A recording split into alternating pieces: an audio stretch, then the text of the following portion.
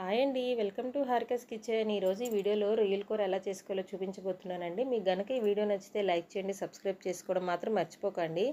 ముందుగా మసాలా అయితే ప్రిపేర్ చేసుకుందాం. దీనికోసం ఎండుమిరపకాయలు, ఆవాలు, జీలకర్ర, యాలకలు, దాల్చిన చెక్క, లవంగాలు, పెద్ద ఇలాచి ఒకటి, మెంతులు, మిరియాలు, బిర్యానీ ఆకు వేసి చక్కగా ఫ్రై చేసుకోవాలి.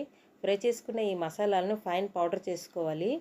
ఇలా ఫైన్ పౌడర్ చేసుకున్న తర్వాత 2 మీడియం సైజ్ టమాటాలు, 6 నుంచి 7 వెల్లుల్లిపాయలు వేసుకొని పేస్ట్ చేసుకోవాలి. ఇప్పుడు ముందుగా నానబెట్టుకున్న జీడిపప్పును కూడా వేసి పేస్ట్ చేసి పక్కన పెట్టుకోవాలి. ఇప్పుడు క్లీన్ చేసుకున్న రొయ్యల్లో 1/2 టీ స్పూన్ పసుపు వేసి చక్కగా కలుపుకొని పక్కన పెట్టుకోవాలి. ఇప్పుడు ఒక కళాయి తీసుకొని కళాయిలో 2 స్పూన్స్ ఆయిల్ వేసుకోవాలి. ఆయిల్ హీట్ అయిన తర్వాత ముందుగా కలిపి పెట్టుకున్న రొయ్యలను అయితే ఇందులో వేసి ఫ్రై చేసుకోవాలి. రొయ్యల్ని ఫ్రై చేసేటప్పుడు అందులో నుంచి వాటర్ అయితే వస్తుందండి. ఆ వాటర్ అంతా కూడా ఇంకిపోయేంత వరకు మనం ఫ్రై చేసుకోవాలి.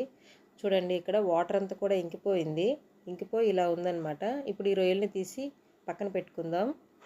ఇప్పుడు వేరే కళాయి తీసుకొని అందులో 2 to 3 స్పూన్స్ ఆయిల్ వేసుకోవాలి. ఆయిల్ హీట్ అయిన తర్వాత 1/2 టీ స్పూన్ జీలకర్ర, 2 మీడియం సైజు ఉల్లిపాయలని ఇలా చిన్న చిన్న ముక్కలుగా కట్ చేసి వేసుకోవాలి.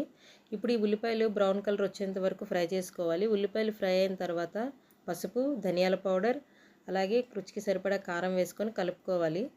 కలుపుకున్న తర్వాత ముందుగా పేస్ట్ చేసి పెట్టుకున్న మసాలాలను ఇందులో వేసుకోవాలి. ఇప్పుడు ఈ మసాలా అంతా కూడా చక్కగా ఫ్రై అయ్యేంత వరకు కూడా ఫ్రై చేసుకోవాలండి. మసాలా ఎంత చక్కగా ఫ్రై అయితే మీ కర్రీ అంత టేస్ట్గా ఉంటుంది. ఇప్పుడు ఇందులోని వాటర్ పోసుకోవాలి. నేను ఇక్కడ 200 ml వరకు వాటర్ పోసుకున్నాను. అలాగే రుచికి సరిపడా ఉప్పు, ముందుగా ఫ్రై చేసి పెట్టుకున్న రొయ్యలను కూడా వేసుకొని చక్కగా కలుపుకోవాలి.